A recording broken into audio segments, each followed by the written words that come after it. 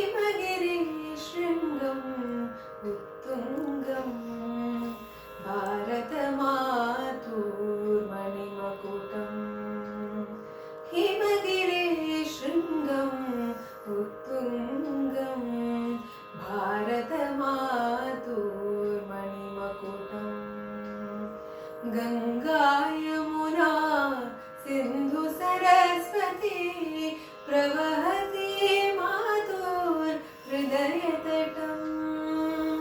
गङ्गा यमुना सिन्धु सरस्वती प्रवहति मातुर्हृदयतटम् प्रवहति मातुर्हृदयतटम् हिमगिरिशृङ्गम् उत्तुङ्गम् भारतमातुर्मणिमकुटम् काश्मीरादि महोन्नतदेशे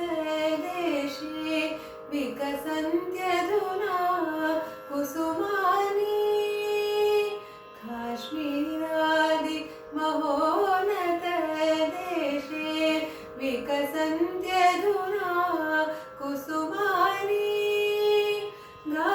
गायन्त्यचिरात् तानि सुमानि वन्दे मातर गानानि गायन्त्यचिरात् तानि सुमानि वन्दे मातर गानानि वन्दे मातर गानानि वन्दे मातर गानानि Vande Mataram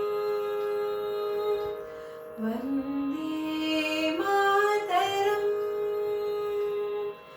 Vande Mataram Namaskar, Swagatam.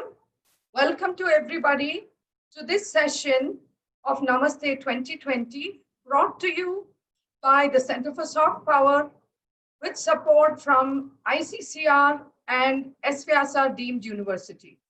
It is my great pleasure today to be inviting Ambassador to Thailand, Srimati Suchitra Durai.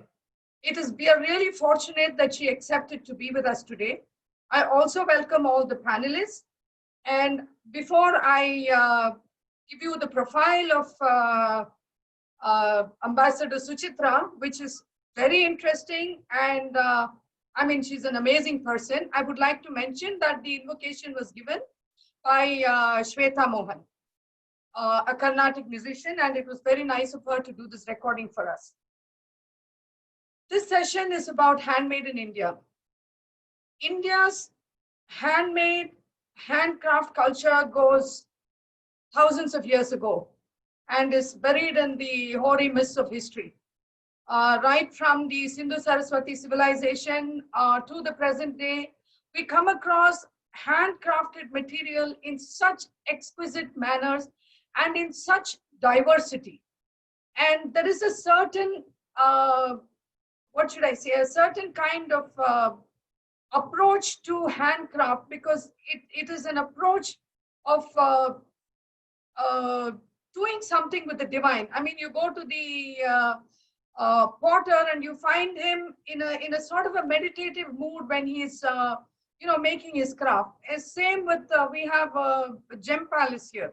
I'm sure everybody has that experience. And of course, Mahatma Gandhi also made the whole art of weaving something as an inner journey. And it's wonderful to have all these panelists join us today. And I think I actually have so much to tell you about Ambassador Srimati Suchitra Durai.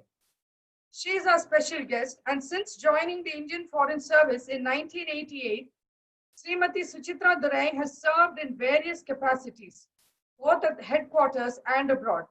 She has served as High Commissioner of India to Kenya, as India's ambassador to Somalia, and as a permanent representative of India to the UN offices in Nairobi from 2015 to 2018. From October 2015 to mid 2016, she also served as India's ambassador to Eritrea. Prior to this, she was the Director General dealing with Sri Lanka, Maldives, and the Indian Ocean region in the Ministry of External Affairs, New Delhi, from 2014 to 15. From 2012 to 14, she was Director General for Consular Affairs. Her earlier stints at the Government of India include that of Director and Acting Head of the Division in MEA, dealing with Bangladesh, Sri Lanka, Myanmar, and Maldives. In 2007, Deputy Secretary and Head of the External Relations Division of the Department of Atomic Energy in Mumbai from 1998 to 2001. Desk Officer for Disarmament and International Security Affairs in MEA from 93 to 96 and Desk Officer for Western Europe from 92 to 93. She has served abroad as Minister, Culture and Director of the Indian Cultural Center at Cairo from 2009 to 12, as Counselor at Embassy of India in Vienna and alternate to the Governor for India at the Board of Governors of the International Atomic Energy Agency from 2001 to 6, as First Secretary in the Embassy of India in Buenos Aires from 96 to 98 and as Third Secretary, Language Trainee, Second Secretary at the Embassy of India, Madrid from 90 to 92. This is a really colorful career, madam. We are so fortunate that you are here, and I hand it over to you to tell us a few words. Thank you so much.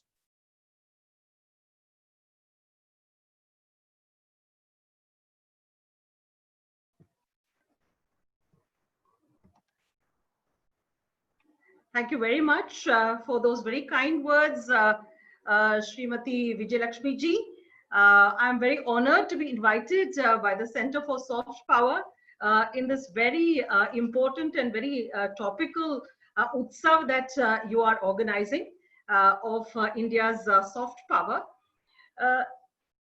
Now, you know, since this entire celebration is actually scheduled around India's Independence Day, may I take this opportunity to also belatedly convey my greetings on the 74th Independence Day of India, as also, of course, on the National Handloom Day itself, which was celebrated on the 7th of August.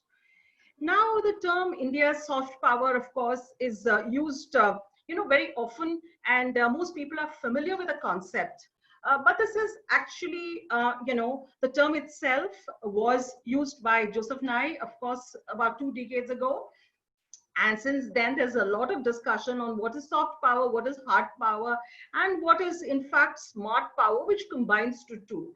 Now, centuries, millennia, as you rightly said, before such a term got invented, India's soft power was all pervasive in the region that I'm currently in, that is Southeast Asia. And it is particularly evident in Thailand, which is really at the center, at the heart of Southeast Asia. Now, if you, merely look at the names of people, of most Thais, they're all actually inspired by Sanskrit. It was very interesting for me to be posted in Thailand, because earlier, wherever I was posted, my name, although it's very common in India, would be difficult for most people to pronounce, but not in Thailand, because in Thailand, there are any number of Suchitras of my generation. And in fact, they consider it a Thai name. That shows the extent of India's, influence, cultural influence in this part of the world. Every street that you go through almost has a shrine to Lord Ganesha. The emblem of the Municipal Corporation of Bangkok, for example, is actually Lord Indra on the Airavat. The ancient kingdom of this country, Ayodhya, was named after, of course, Lord Rama's kingdom of Ayodhya. And all the kings of the present, the ruling Chakri dynasty, they have the title of Rama, which is, of course, from Lord Ram. So that shows, in fact, the great influence of India over this part of the world, particularly in Thailand.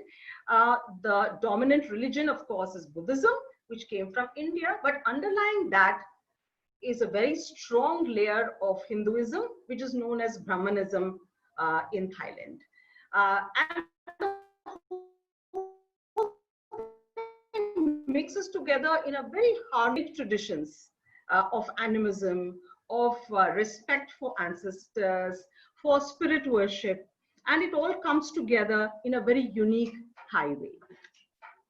Uh, Now, of course, you know, present day India's soft power is expressed in many ways, including, of course, in our prowess in science and technology, through our dominance in terms of pharmaceuticals, in the IT, you know, sector. So this is what India is known for now in a contemporary age. And also Bollywood has had its influence, not currently now. I think Korea is taken over India in this part of the world through its K-pop, etc. But people of a certain generation do still sing the songs of old Indian films, which continue to be popular. Also, television has a number of serials which are dubbed in the Thai language. And then coming to Thai language itself, the language, in fact, draws a lot on both Sanskrit as well as Pali. In addition, the script itself is the Pallava script, which just shows the kind of soft power influence that India has had in this part of the world through the ages. Now, you come to the topic of handmade in India. Now, the most, you know, the item which most strikes you when you think of items which are handmade in India are the textiles. Since times immemorial, Indian textiles were famous. They dominated world trade. If you go to ancient Egypt or to Greece, you still see references to Indian textiles, which played such an important role in India's external trade at that point. Even Southeast Asia, the role of Indian textiles, in fact, is phenomenal. In fact, it was through trade that there was an exchange of ideas, of thought, of belief, and Buddhism, and perhaps Hinduism earlier, all came here through trading in all these handmade products.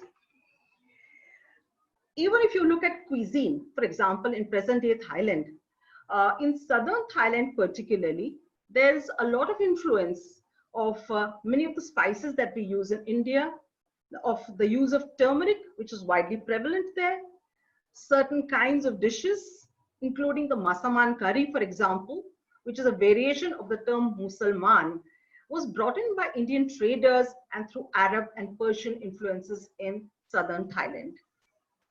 Coming back to textiles, if you look at the Ayodhya kingdom, it was a very important trading kingdom. It was a regional power economically, but they imported a lot of textiles from India. Cotton textiles predominantly from the Coromandel coast. We used to have chintzes coming in from Masulipatam, which is of course Machilipatnam currently in Andhra Pradesh. And also much later, you had a lot of material coming in from Gujarat. The double ikat, the patola of Gujarat, was shared with Thailand. And now Thai textiles use a lot of the same geometric design in their weaves. So this is the influence that India had down the ages in this part of the world. Now look at Ayurveda. The Thai massage, for example, which is so famous and which is a great attraction for most people who come here, draws a lot upon the old Ayurvedic massages. The whole concept of Buddhist meditation, which is also very important and has gone back to India in a way through the Vipassana techniques, also draw upon from India. So we have all these practices and all these products on which we have drawn from each other.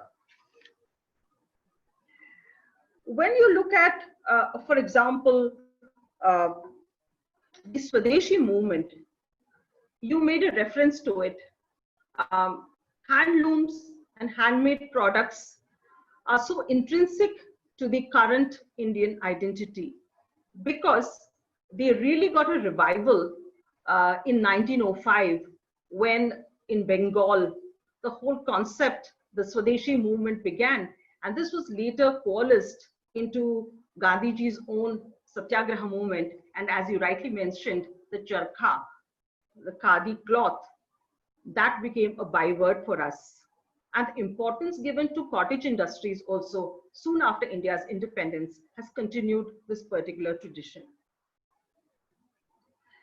So it is not only a rich aspect of our past, of our history, it's a very important aspect of our fight for freedom, for our revival of our ancient traditions, and as a very important aspect of our national identity. Currently, when you look at it, the importance given to the revival of handlooms is extremely important. It's part of course, our Atmanirbhar Bharat program, which was launched by Honorable Prime Minister. And if you look at the handloom sector itself, economically, it makes huge sense, because after agriculture, I believe that handloom sector is one of the greatest employers. There are more than 10 million artisans working on this. And then each artisan would be supporting at least 4 to 5 members in every family. So you can see the multiplier effect of handmade objects. And also, if you look at it in terms of climate change, it reduces the carbon footprint through the use of vegetable dyes, the lower use of fresh water in comparison to synthetic textiles. 83% of the people who are involved in the handloom sector are women. So it greatly, hugely contributes to women's empowerment. Particularly in the COVID-19 period, I think people have, apart from many other aspects, the importance of using Indian textiles to project their national identity has come out in the fore. For example, all of us are using printed masks made in India, using khadi made masks. We're very proud of that. We try to give as much as we can gifts which showcase Indian handmade products. I try to ensure that all the the saris that I wear are representing different states of India, because each of them have a very important tradition. The gifts that we give, everyday objects or decorative objects, are all handmade and project India's great traditions. And in terms of trade also, we can greatly promote this. We are doing it through, of course, many of our companies are also now promoting Ayurvedic medicines here, which are quite popular in a country like Thailand, for example. Dabur's, many of the products are well known. Himalaya products are well known. So they have a great, market here. Now, of course, one other aspect is, I think others are going to speak on it, but toys. I think, India has a huge, long-standing tradition of also making handmade toys. You have Chennapatna, very close to Bengaluru, which is so well known. Handmade toys are very important to develop your psychomotor skills. These toys are sturdy. They use non-toxic materials, and they're beautiful to look at. And I think there is a great market for such toys now all over the world.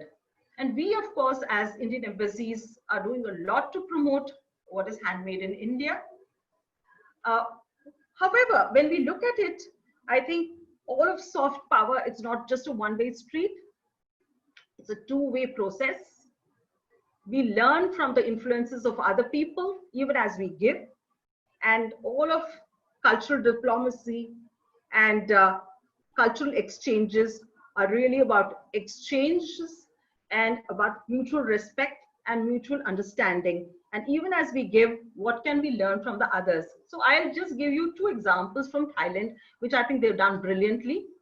They have something called the One Tambon, One Product program called the OTOP, which has become a huge success. It's a royally supported project.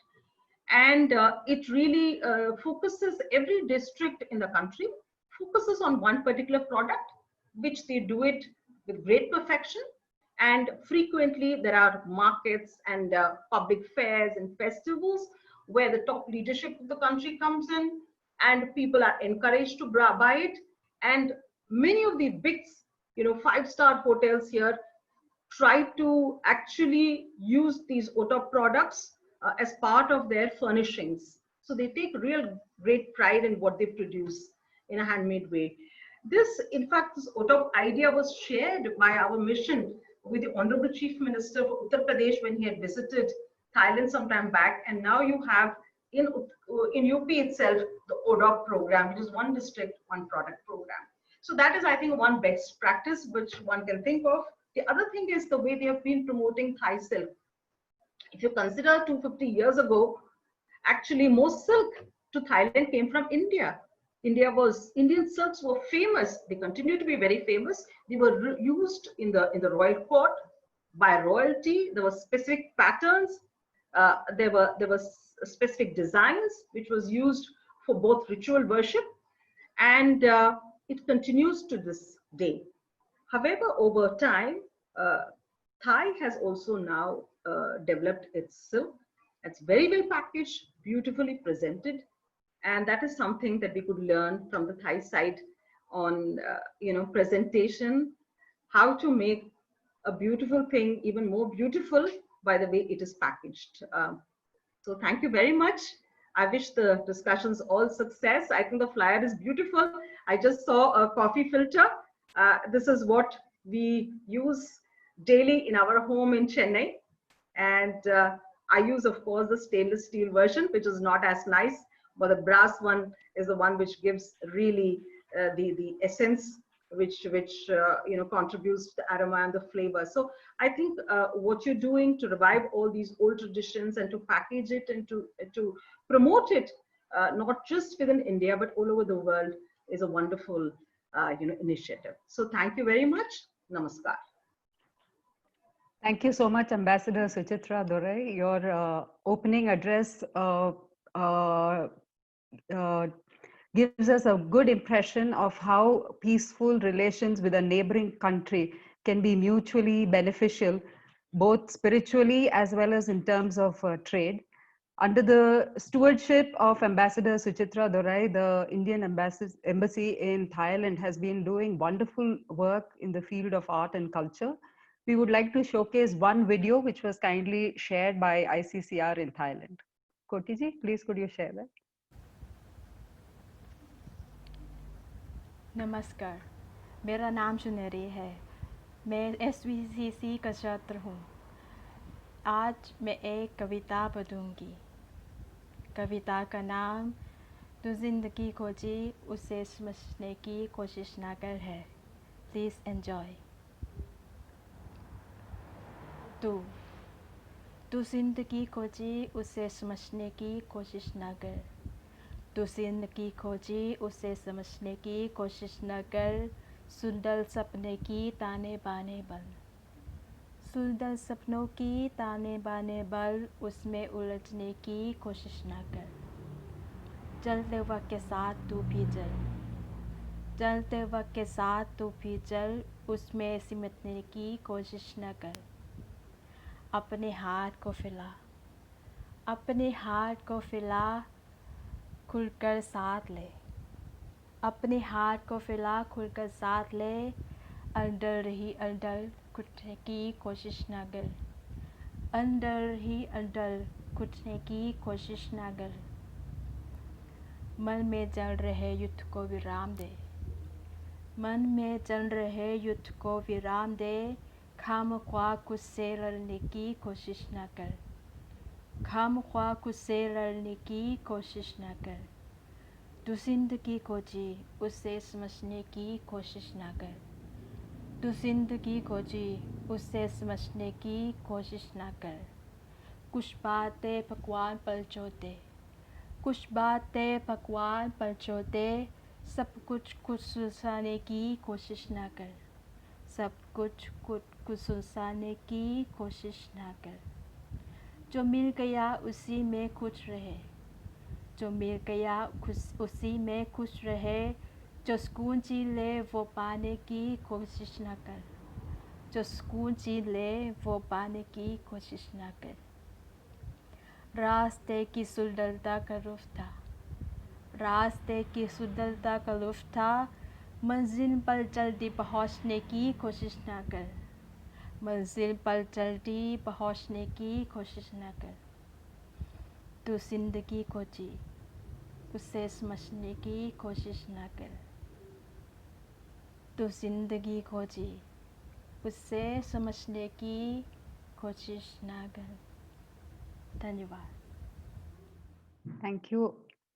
It gives us great pleasure now to start our session, Handmade in India. This will go on till 6:55, and it will be followed by our second session of the evening, Artists on the Global Stage. For the chair of this session, we have Professor Anjula Guttu, who is a faculty member of the Indian Institute of Science, Department of Management Studies. Her interests include studies on sustainable development, informal economy, and environmental sustainability. She studies traditional Indian small industries, including khadi, handloom, village industries, handicrafts, sericulture, coir, etc. As the chair of this session, she will explore the role of the entrepreneur in creating opportunity for artisans, as well as in promoting sustainable Indian practices on the global stage. Welcome, Professor Anjula Guttu. Thank you so much, Aparna. So, namaskar, everyone, and welcome to this panel. I think we'll get into the panel without much ado. We have three wonderful speakers.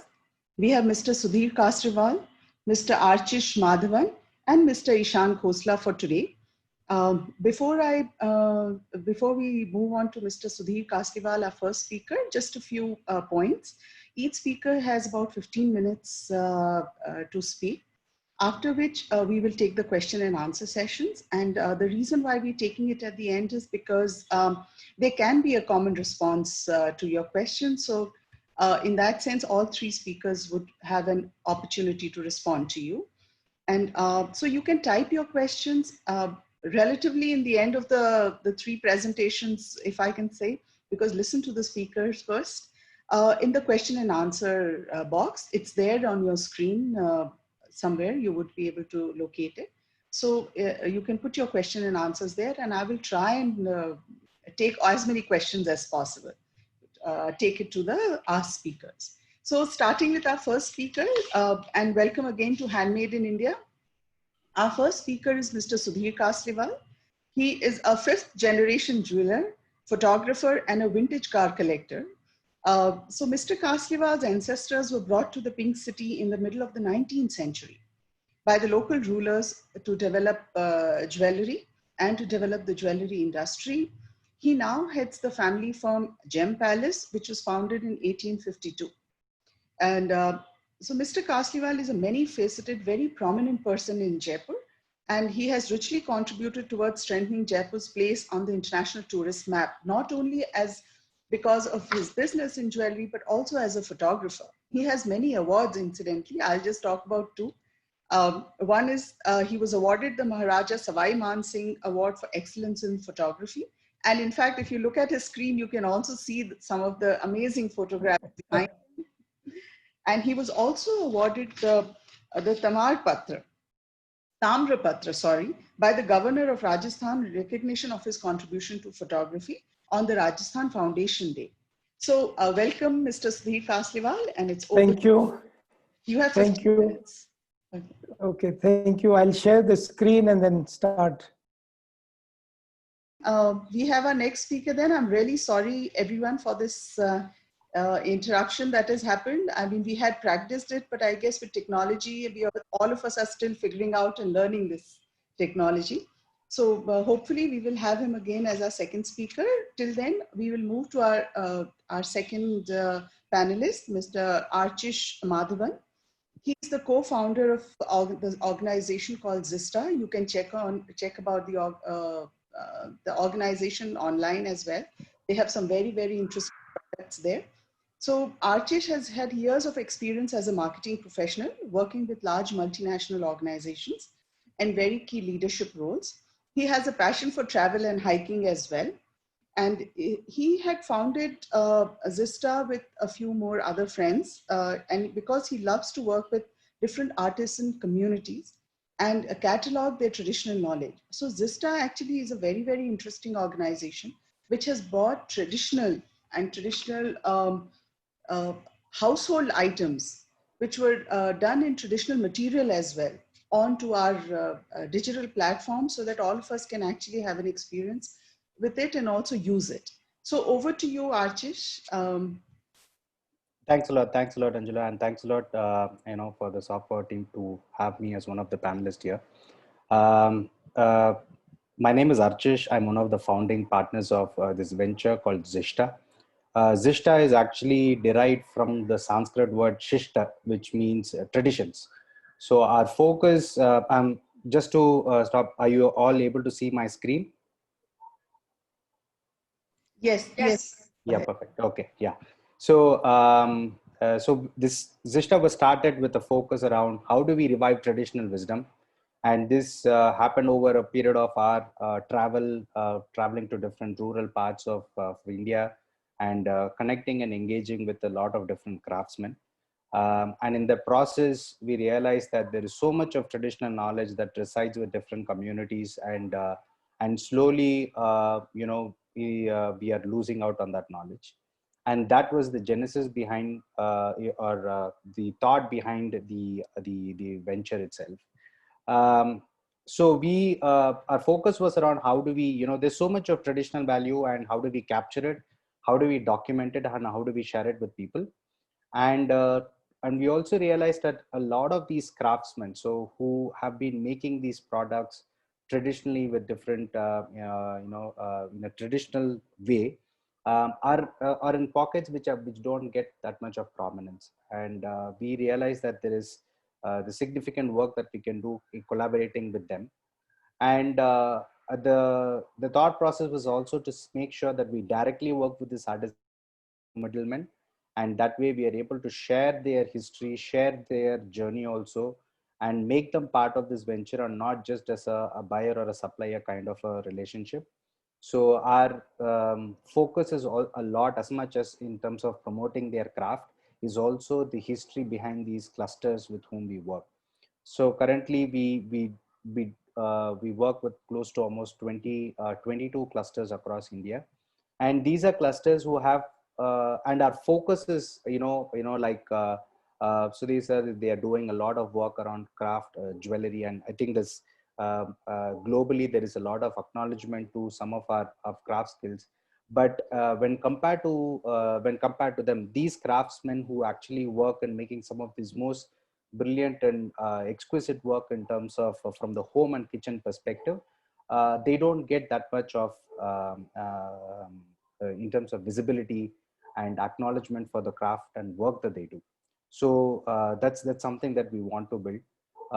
And last is also about how do we preserve and share this traditional wisdom. And I will talk about a few of these things in the coming slides.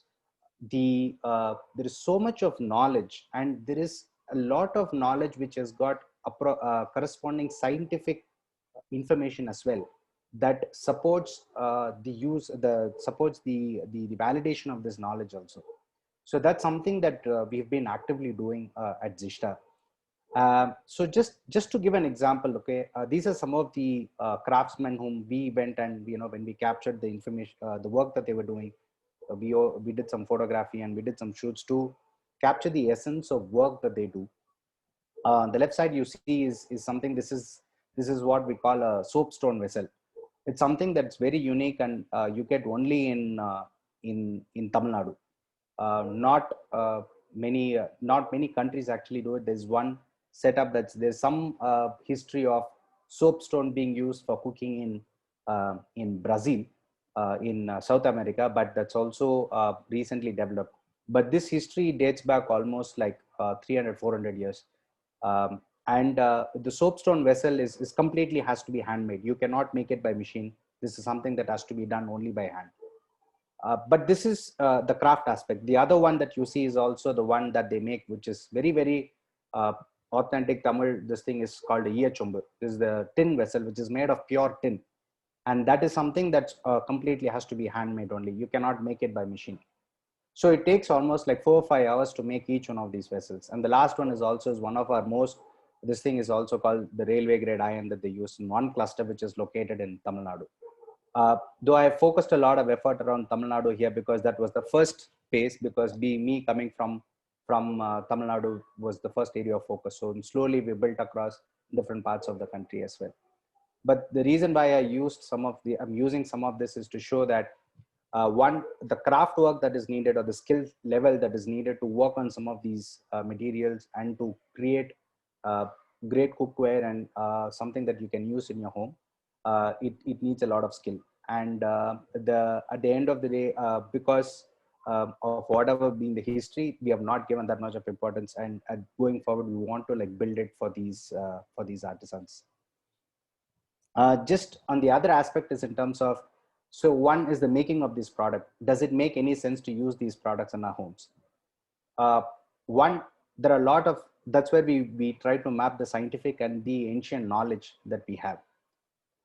Use of iron and cast iron in home, and especially with 50% of women in India suffering from anemia, was a great way of iron infusion into our food. And this was traditionally documented in Ayurveda, as well as now modern scientific information also supports and validates this theory. And our traditional homes have been a mixture of different types of cookware. For example, we would have cast iron or iron cookware. You will have bronze, you will have copper, you will have brass. There are lots of different elements that will make up, and even the soapstone that I spoke about the previous slide. This entire mixture of, this is how a home will be, and clay is another very good use of here. Each of them have very, very distinct additives or addition that happens in your cooking process. One, we talk about mineral addition, like soapstone has magnesium and calcium. Clay, in the sense, also has a little bit of calcium. Some of those micro minerals that is needed for the body is also there. The brass and the copper and the bronze, kansa, they do have some metal infusion, but they're very, very low. The other main reason, which is also why we use, is most of these traditional cookware are pretty heavy and they have high heat carrying capacity. So when you use something like this, there is a uniform cooking. So the concept of slow cooking, which is now in vogue in Western countries, is something that we have been using for generations in India. That's what we did, whether we used the old firewood or cow dung based cooking devices or the modern gas burners. These traditional cookware still follow the old approach of slow cooking and uniform cooking. So that's something that was very, very important, in sharing this information to our customers, as well as to everyone who's interested in this journey. The other aspect is not just slow cooking, nutrition. A lot of scientific research that shows that the modern aluminum, the stainless steel ones, the nutrition loss is anywhere between 30% all the way up to 75%. Or whatever you cook is lost. And there is also documented evidence on some of these traditional metals like bronze, brass, where the documented evidence is like the nutrition loss is minimal, not more than 5%. So that's something that we also communicate to our customers in terms of, see what you gain by using a traditional cookware. And 3, these all last for generations. So there is no life to most of these products.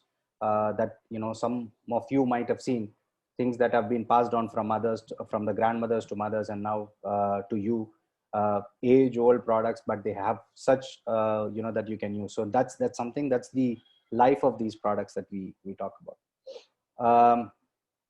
In terms of take one example, I think our ambassador also spoke about the coffee filter that she saw. The brass coffee filter is something where we merge a lot of the ancient knowledge as well as the scientific information here. this is, this is made by a cluster which we work with very closely in Maharashtra. This cluster has been in existence since Shivaji Maharaj days, where they actually migrated from the Konkan belt to the capital of Shivaji Maharaj to start making brass and armor plates for their army. And slowly they migrated into making brass and copper cookware. And this is one cluster whom we have been working, and that the Tambat work that they say is something that's very unique to the Maharashtrian, their culture itself.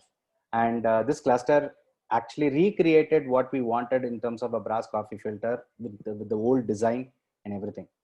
The reason why we use brass, a lot of people suffer from acidity today when they have coffee. And brass is a very alkaline metal. And that's something that's a unique thing with most of our traditional cookware. Most of them are very high alkalinity. And when you're alkaline and you have coffee is very acidic, it neutralizes the acidity in the coffee without impacting the taste. Or even enhances the taste if you have something in brass. So this is something that we've observed, that traditional cookware have a lot of, there is a lot of scientific information also that we use today to support why you need to move into a very traditional space. This, with this, what we have also observed, and it's been 4 years since we started Zishta, and what we have also observed is there is a lot of people who are going back, and especially with the kind of COVID situation that we are in right now, there is a lot of people who are thinking and like to go back to in terms of, how can we change ourselves, be more healthier, live a more holistic life. And if you see our traditional knowledge and whatever we have captured, it all talks about that. It's all focused around how do you live a holistic and a healthy lifestyle. And everything becomes part of it, whether what we consume, how we eat. Ayurveda always talks about what you consume. And here we talk about, and also in terms of how to take care of your health effectively. And here we talk about, from what we do in Zishta, is capture all the knowledge in terms of how you can consume. What are the things that you can use from a cooking perspective? Sorry, So, Ashish, you have 2 more minutes. Yeah, I'm done actually. So just as a closure, we feel that there is quite a sustainable solution that we have from the past that we are taking back, and we can build it into our future. And this I've seen is also something that appeals to a lot of people across the globe. It's not just an Indian thing, though it connects with a lot of people back to their roots. What we have also observed is a lot of people from across different countries who have reached out to us, and who have understood the value of the knowledge that we share and what we have in India, and they are willing to make that transition to this because they see there is value in terms of health, in terms of lifestyle, and I think that's the way we are trying to position it for the world also, in terms of how a lot of this traditional knowledge is not just something that's applicable to people here in India, but world over. Thank you. Thank you so much, Ashish. This was really amazing. And we'll take the question and answers later. Right now, what we'll do is we'll move to our next speaker, Mr. Ishan Khosla. He's a visual artist and a designer with an MFA in design from the School of Visual Arts, New York. After studying in US for about a decade, Ishan moved to India in 2008, and he has started this organization called Ishan Khosla Design. And it's a company which basically examines and experiments with various aspects of Indian culture through the language of design. And the interesting part is that this is one of the companies which has actually tried to link our traditions through and digital. One of the rare combinations that we find it difficult to find, because what happens, things in villages stay there, and what's happening in cities and digitalization and technology stays in a separate silo. This is one company which has tried to merge the two. So Ishan, over to you for your presentation. Hi, I didn't realize I'm next, so I'm just taking a minute to set up. I thought no problem. So, okay. And Ishan, you have 10 minutes. I'm sorry, but we need to sort of, manage time. So you have 10 minutes because we need more time for question and answers. Sure. I'll just get started. Okay. Share screen. Okay, I hope you can all see my screen. I'm just putting it on full screen as well in a second. The presentation. Yes, your screen is visible. Please. It's full screen now. No, not, yes, it is full screen. Okay, great. So thank you so much, Angela and Soft Power for having me here. It's an honor to be here at this prestigious forum. I'm excited to also hear from from all of the listeners and other panelists, any questions or comments or feedback they have. Since time is short, I'll just dive in. So I'm going to be talking about Typecraft. I'll just explain what it is. Yeah, so these are some of the letters that we actually, some of the fonts rather, that we have created over the years. There are more as well. I'm just trying to hide these panels. Okay. So what is Typecraft? Basically sorry, it's not working. Yeah, now it's working. So simply put, Typecraft is really about the word type and craft. It's about taking a craft or a art like a folk art, tribal art, and working with the people, the community, and making a typeface, a font. So for instance, here you see Godna tattoos being made into a typeface. I mean, this is just a visual showing how that works. So we work with the tattoo artists, and we actually had them paint and draw the different letters, and which were then digitized, and now you can actually type it on the screen. So it was Typecraft initiative was created in 2012 with the sole aim to create livelihood and different avenues for artisans and groups. And as Anjula mentioned, so my background is in graphic design, and I'm not a textile or a product person as much. But my thinking was, how can I, as a designer who just returned from the US after over a decade there, how can I interact with Indian culture? What can I do to make some sort of contribution or collaboration with craftspeople and the rich culture we already have, using whatever knowledge I have about typography, design, and technology. So ultimately, Typecraft is also about community and communication.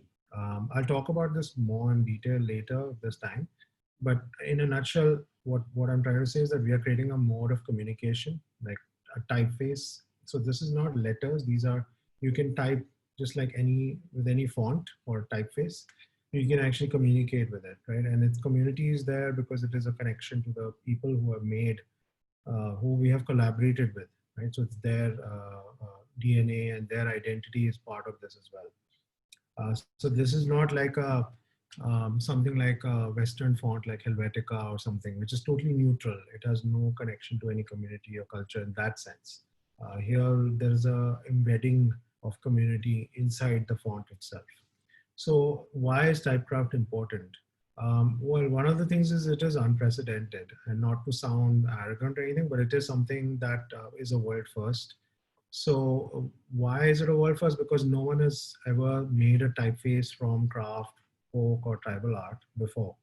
So we are combining traditional know-how, knowledge systems of the craftspeople and craftswomen using digital technology, to create a new product. So basically, and we work with various communities across the country in various different crafts and materials that they use. Some are textile based, some are like tattoos are pigment based, some are metal. So there are various mediums and processes and contexts, which makes it very complex to work each time with a new group, because the backgrounds and all are different, and the way they work with crafts are also different. I won't have time to get into that, but I'll just try to move forward. So, the first time a folk art, craft, or tribal art has become a font, right? So that is something, font is actually quite a powerful tool, and I'll talk about that. So one is that a font is not digital, it's not a decorative item, right? So sometimes you see crafts are being made into mugs, like you see Varli, Gond, all of them, like, I'm not trying to demean anyone, but I'm just saying that I feel it is a disrespect to the craft when it's just slapped onto a product and sold. But here we are trying to give an opportunity to create a tool. So this is like a software in a way. Anyone can download it anywhere in the world. You can have access to it, and you can use it. And use it in the sense you can make artworks, you can make book covers, it's functional, it's dynamic, you know. So I'll just show you a few examples. It's got stuck. Yeah. So for instance, you can make, this is an identity logo design done for Kutch, book covers. This is a report for the Dutch government. So various things can be done, right, with Typecraft. So basically it allows you, it's an enabler, right? It allows you to make something from just like any typeface will be able to make. You can change the color, you can change the size. I'm just going forward. So design thinking and exposure to technology is something that we felt is important in terms of working with craftspeople, right? Traditionally, there's this barrier between craft and design, which we're trying to break down. So we don't believe that in silos, that, okay, craft is only about hand and village and skill, and design is about time, more, something more formalized, let's say, from that you go to a college and study. Why can't they both be enmeshed? Why can't craftspeople be designers and designers be craftspeople? That's kind of the crux of this, bringing urban and rural people together to work together to make something together. So it's not just about creating fonts, right? So the initiative is really about independent thinking. It's about us learning from craftspeople and also imparting our ideas and thoughts back onto them. I will try to give an example if there is time of some of that. So for instance, here we worked in Barmer. So some of the fonts that you're seeing in this presentation is from Barmer. So it's Barmer applique and patchwork. And basically the women, most of them are illiterate, never held pen, scissors, never been encouraged to do their own design. They actually end up just taking existing designs and stitching that.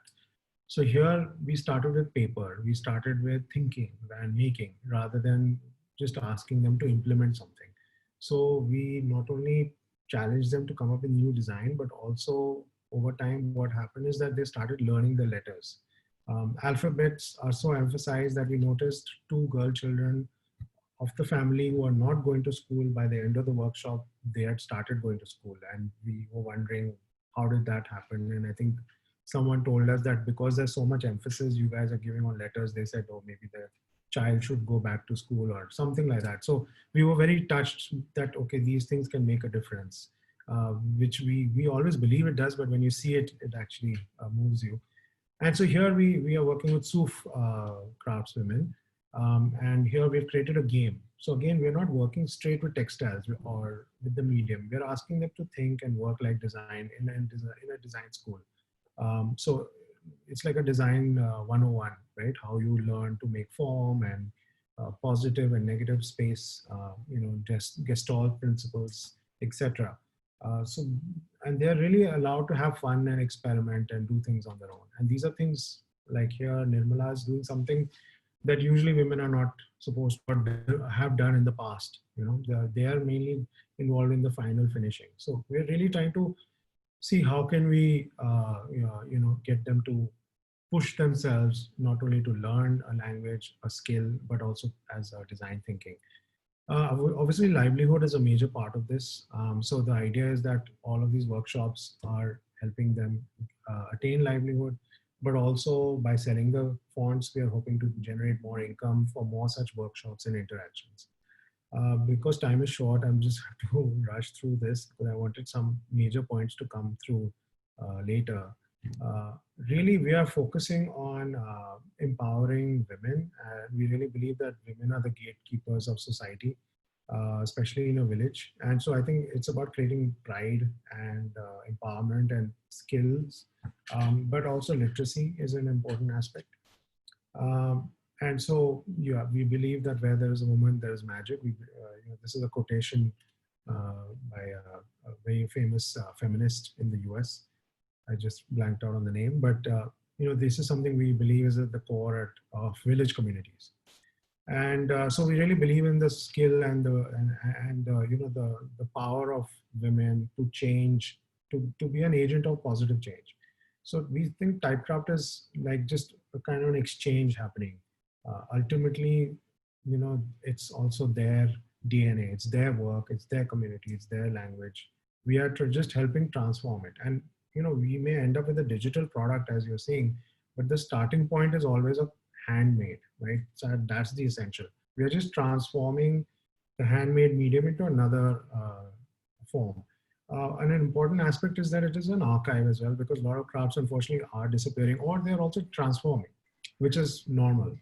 It's always Ishan, transforming. you have 1 minute only, please. Okay. So we are, one of the things we're doing is we've taken Typecraft, like we've been invited by people like Muji in Tokyo and other places, Fukuoka Asian Art Museum, London Design Festival, to talk about this. And exhibitions to talk about craft communities from India have happened internationally with large footfalls. So we've been very fortunate.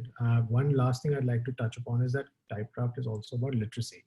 And what we notice is when we were working with the women is that a lot of them were illiterate, but they're working with letters. And there was a kind of a irony happening here. We felt that, and a lot of them asked us, why are we doing letters? Hum akshar kyun bana rahe hain? You know, what is the idea of it?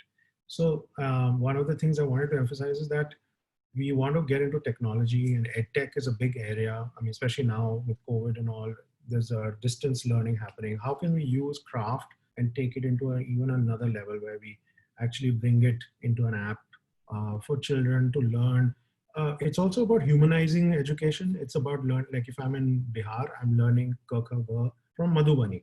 But if I'm in some other part of India, in Tamil Nadu, maybe I'm using Kolam to learn Tamil, right? So I will use a local context, local stories, local ways of depicting the craft. So I think because we are short of time, I'll just leave it here. But thank you very much. I'm happy to take questions. These are some of the fonts we have worked on over the years. So yeah, that I guess I have to end it there. Okay, thank you so much, Ishan. This is very fascinating. Other than the kind of wonderful work you're doing, I'm fascinated by the indirect consequence of what you're doing. The fact that you send girl children to school.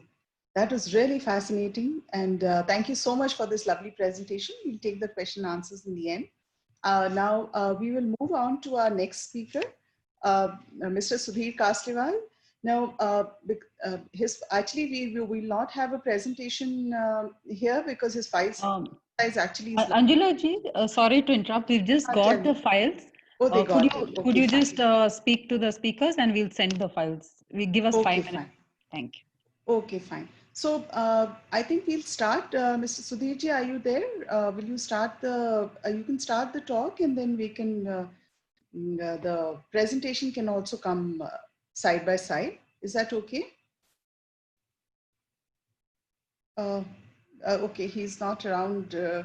I think he's also trying to figure out the presentation. No problem. So is it okay, Ishan? And if we can ask you a few questions, because questions have started coming in, and maybe we can have a discussion before while this thing goes on. Is that okay? So one of the big questions that has come in right now is about patents. Right? We know how turmeric got patented. Recently, I heard that the traditional way of using honey for cold and cough got recently patented in UK.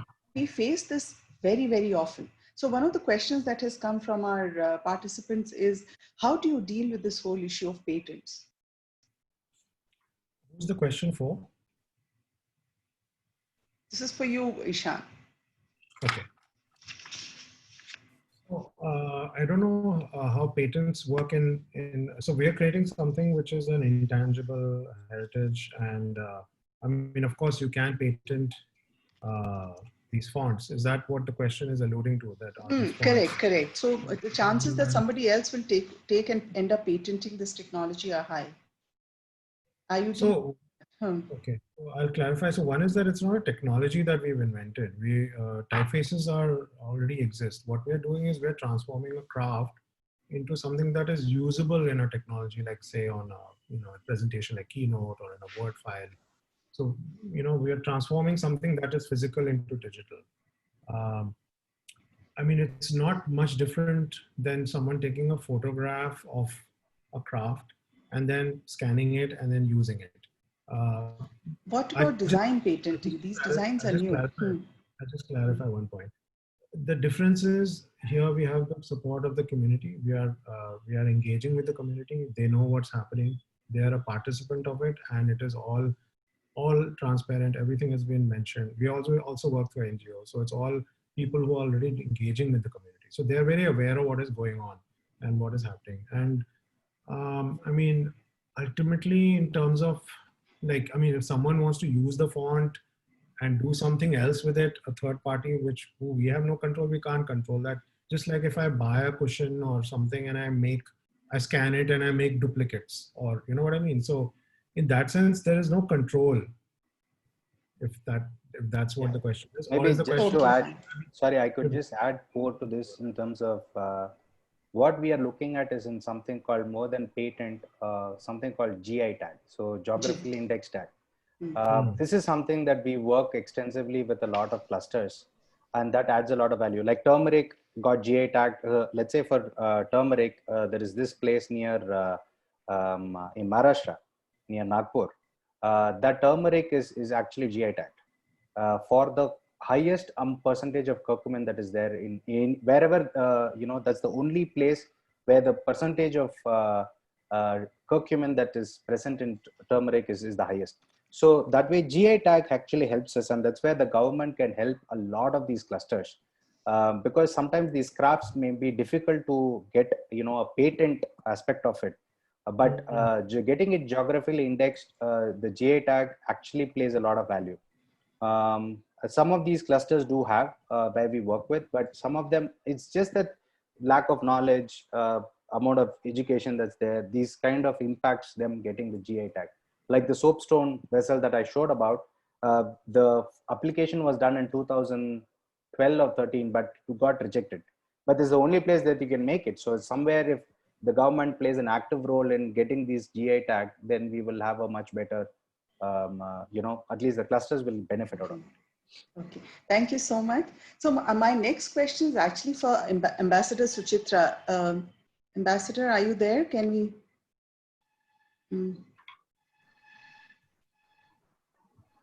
Yes, I am. Thank you. So this question is again actually directed at you. How does Thailand, because these are traditional economies as well, where there's a lot of you know, historical knowledge that is already there. How does Thailand would deal with a situation like that, where the product actually is traditionally being used in that place for generations and years and thousands of years? But if the patent or the knowledge or the know-how in a very urban and formal format gets actually you know, put somewhere else, say in some other country, because we face this very often in India. We faced it with turmeric, with haldi. We are facing it with honey. We're facing it with a lot of these crafts. So what would you sort of, how do you look at it? Well, I think some of these aspects have been raised, I think, by one of the panelists who's speaking about the importance of going in for the, you know, the GI registration, because you cannot deal with it as a patent because it's a traditional knowledge. So, you know, for example, Thailand has many of its, you know, famous dishes, of which it's rightly very proud of. And some of these dishes are actually, you know, can also be shared in some form, you know, right across the border, because after all, you know, communities are also shared, and there's some of this knowledge is regional rather than specific to a country, because these things kind of overflow over time. For example, recently when, you know, UNESCO recognized the classical dance Khon here, you know, it's a very similar one, is actually performed in Cambodia. So there was a sort of a joint recognition of almost an identical dance, which is shared by both these countries. So I suppose you will have to go to the kind of organizations which deal with these issues. And naturally, I think communities will have to be helped by civil, you know, service organizations, and you know, come to the government and to present the kind of literature. And I think the government nowadays works very strongly with the people to ensure this kind of traditional knowledge is not lost. Specifically on your question on how Thailand is dealing with specific issues, that is something that we will come back to you on separately, because I would not really be an expert on that particular issue. So there is one more question about, you had talked about a very interesting scheme called ODOP. Yes. Can you tell us something more about it? Because few people are aware about it. Yeah, so this OTOP was started several, decades ago. And it was supported, by the palace, by the royal family here. The late king, Bhumibol Adulyadej, they also known as Rama, King Rama the Ninth, was famous for his sufficiency economy. Now, the sufficiency economy is very similar to what Gandhiji himself, believed in, advocated, and it spoke about, many things, including, a lifestyle where, you are completely self-sufficient in the kind of environment that you are in, and whatever are your traditional knowledge, your traditional, handicrafts, etc., you tend to promote that, and therefore, reap the benefits, or the artisan, the craftsperson actually gets the benefit rather than it going through a middleman or a middle, other person who might actually end up, earning far more than the artisan, himself or herself. So this kind of also helped with reviving the crafts in many places here in Thailand. And what they do is that then, it's not just related to products such as, either it would be, like different kinds of baskets, different kinds of textiles, different kinds of clothing. It's also jewelry, because Thailand is also very famous for jewelry, gold, gemstones, and also food. Different kinds of food made from different parts of Thailand. They have a certain labeling. They are sort of, supported, and then they're promoted. So this OTOP, if you go to one of these OTOP fairs, which are there, every few months you have one where, everybody, including the Prime Minister and other ministers, etc., they all turn up for that. They go from stall to stall, they taste the things, they buy the stuff, and people wear that very proudly, saying that this is an OTOP product. So this is how, certain districts or tambons, as they are known as in Thailand, they're famous for specific, for example, you might have durian, for example, is very famous. Not everybody likes it, but then it is very famous, and it has a lot of market in some parts of the world. So, it comes from one particular area, the soil, the way it is grown, is sort of promoted in that particular area. If you take a particular design in a particular kind of fabric, it comes from, say, the northeast part of the country, which is famous for its weaves. And that is, greatly promoted. Then if you take essential oils, things which are, very much used as herbal medicines, as balms, they come from different parts. So this is the way the whole thing works. Okay. Thank you so much. Thank you so much. This is very interesting. And I think now we will move on to our last speaker. Sudhirji, are you there? Mr. Sudhir? Can we please switch on your camera? Mr. Sudhir, can you switch on your camera?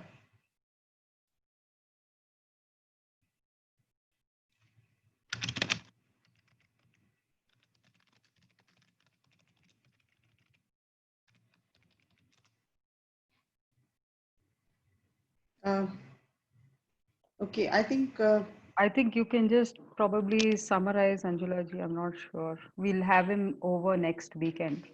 Okay, fine. So what I can do is actually, if you want, I can play a small video of his plays. It's an extremely fascinating video, which from the Jewel Palace, that is the Gem Palace video. I quickly just play that for everyone. Yes. Okay. Can you see the screen? Yes, Anjula. Okay. Let's have a quick look at what he was going to present, the beautiful designs that come from his place and how they have revived it.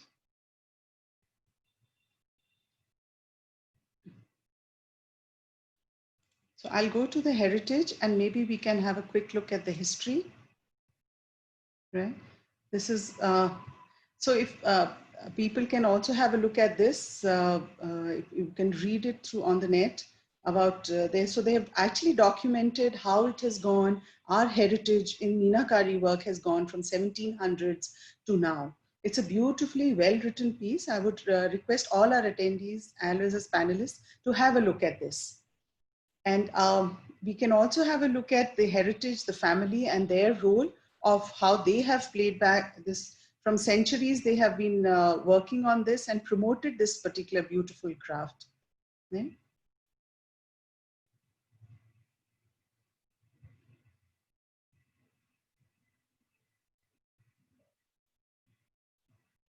Now, this is a goldsmith who's making the mounts.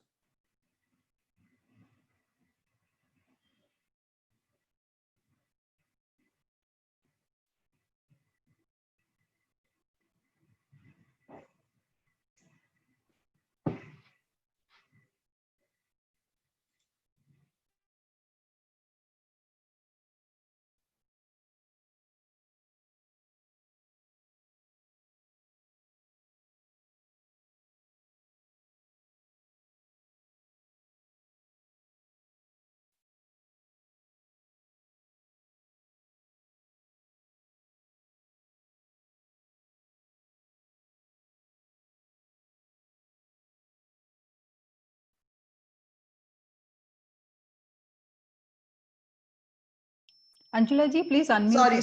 Sorry. I didn't realize it. So, Sudhir ji, will you take over from here? Yes, you saw how the goldsmith is making the mounts, and this Meenakari, Kundankari work, originally when we didn't have computers and all these 3D and all, in olden days, an artist would make a life-size drawing of the article that was to be made for the prospective client, and most of the clients in those days were either the industrial families or the Maharajas. So the actual 3D sort of drawing was made and the colors filled, and the artist knew what enamel colors will look good or will come out on that gold. So he would paint. I couldn't show you the original drawings, 18th, 19th century drawings that we have are in our archives. And that would be shown to the prospective clients. And then that would go to the goldsmith who would make the mount.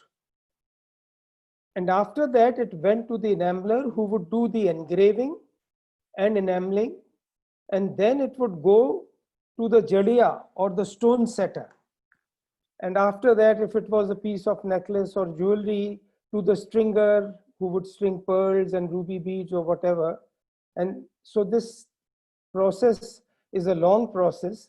And there is a book by Henley written in 1880s where he has illustrated these pieces. And I was surprised to see in that some pieces took even 5 years to complete. I mean, it was that kind of intricate craft, and the workers need to have patience to do this, which unfortunately nowadays we don't have such kind of workers. But in any case, this work is still continuing in Jaipur, and the good part is that it cannot be taken away by any foreign country because of the skill and the manual labor involved. Even the stones set in this sort of jewelry are all hand cut and polished. Even though we have now very sophisticated machines for cutting stones and polishing stones, but this enameling work, engraving work has to be done manually. And the craftsmen, you know, this was passed from generation to generation. It's a traditional craft. And no machine can do this kind of work. It's absolutely handmade and will remain handmade. And moreover, the cost wise, if you see, this Meenakari jewelry is much less expensive than the regular jewelry that we make with diamonds and rubies and sapphires. And that's why it's so popular. and also since it's very traditional, it goes well with all our traditional dresses and the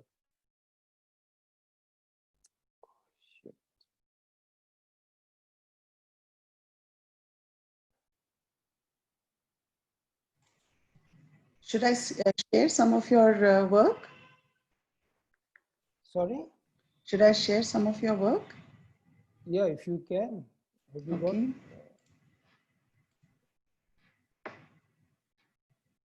Okay. Okay. So you please go ahead speaking. I'll just run through this. You please Now continue. this is, see, this is he's chopping the stone. This all these are all hand tools. This is shellac or lac in which the precious stone is stuck there, and here this is faceting and polishing of the stone. This is all done by hand, and then this is the mount made by the goldsmith. And after this, actually this is not the enameled jewelry, but similar process goes into that, and then the setting of the stone is done with kundan. And now kundan is the purest form of gold, because all this prong setting came from the British. But before that, if you see jewelry of whether Assam or South India or Rajasthan, the setting was in the kundan style, where you build a wall of purest form of gold. I mean, kundan itself means the purest form of gold. So this sort of setting cannot be done with 18 karat or 12 karat gold. It has to be the purest form of gold. Now this is a kundan earring, is a kundan tika, or this is all the famous kundan kari work, and the choker, this earring, the hatphool. We have names, nomenclature for all the jewelry, different kinds. You know, in English you say earrings, but if I say jhumka, if I say bali jodi, if I say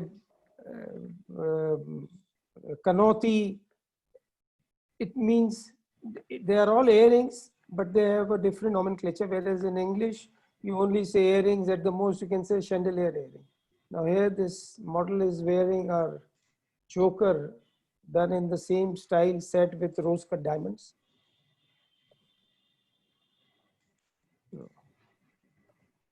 This is the place Amer where this art originally started. Okay.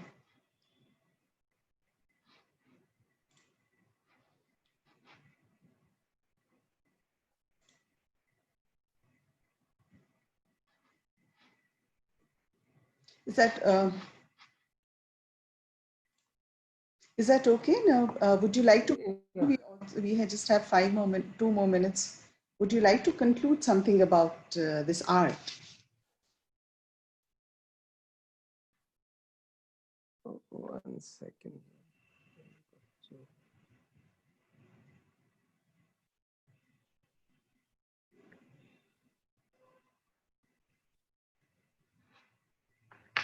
So about this art, the jewelry was elaborate in style, textures and quantity. There was meticulous attention to detail, and look, all these, the inspirations were the flora and fauna and like birds, parrots, and this is what the Mughals used in their architecture also. If you see the intricate work of Taj or even Red Fort, similar sort of patterns were used in all this kundankari, meenakari jewelry in the enamel work. And the other interesting part is that Jaipur or Rajasthan, as a matter of fact, doesn't have any emerald mines or mines of semi-precious stones as such. All these stones were and still are imported, but the skill of a craftsman of Jaipur who could do this kind of art, who were trained in this, who were skilled in this art flourished in Jaipur, and Jaipur became the hub and still is the hub of handcrafted jewelry, of hand cut and polished gemstones. So So Sudhirji, you have 1 more minute. Or we can, or one option is we close, then there are some questions for you. okay, I'll answer the questions that you got. Okay, fine. So thank you so much for this. I understand this technology is a problem everywhere. You please don't, I mean, it was nice that and yes, so I mean, all of us are grappling with it. It was nothing new, frankly, and it's fine. I'm glad that we could at least have you speak some bit about it. The most important part, you're saying that this actually cannot be replicated because it will always be handmade. Yes. That was a wonderful, wonderful takeaway from your presentation. You know, it's a big relief because you are perpetually looking at reading things about fighting for patents, fighting for, you know, things which actually are supposed to be belonging to an artisan, but moves away to someone else in a more easier, cheaper form.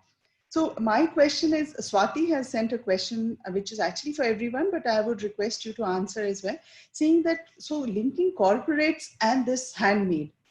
So specifically, how does this work out? How is it? So you have opened a wonderful showroom and you have got artisans together, but how about reaching out to corporates for gifting, for example, right? During Diwali, during festivals, you have an Onam, etc. You have this gifting that corporates do to their employees, and they always struggle to find out how to give, what to do, where to reach out. So Swati's question is there some way that, you know, associations or even people like you and Ishan who are working with the artisans, is there some way to connect all of this to the corporate world as well? Well, we can, but you see, this is all handcrafted. So you need enough time for mass production, like if for, say, as you said, for corporate gifts or something, 1 or 2 or 3 pieces is okay. But if you have to, say, make 100 pieces, you need time. You know, and it depends on the work and on the intricacy of the item, because they make beautiful art objects also of gold enamel, like boxes and things. If I can lay my hands just a second, I'll show you some of the fine. See, I'll show you now. This is, if you can see it, this is a gold enamel. Beautiful. Yeah. And as I was saying, all these floral motifs, this is all Kundan work with rose cut diamonds. Even the lid inside, you see how beautifully enameled this is. On the side, you have these birds now this sort of work, you know, to make a box like this, you need at least 6 months to a year to complete this. Yeah, so I think I understand that. I think that has been a thing with the corporate, because you need mass production, whereas handmade is difficult to get into mass production. And that has been a link which is, you know, which I think somewhere I hand it over back to Vijay Lakshmi. I think this is something that you will have to sort of work with the fact that handmade is very, very specific, as Ms. Sudhir is telling us, whereas corporates require mass production of several things, similar or same things for gifting and other purposes. So I think for after this, I think I'll thank you so much, everyone. I'll hand it over back to Vijay Lakshmi. Thank you so much for the participants as well as the attendees. Thank you. Namaskar, and thank you all the participants and the ambassador. And Sir Sudhirji, we will have you soon on another panel, because what you have is very interesting, and we are really sorry that your presentation didn't work.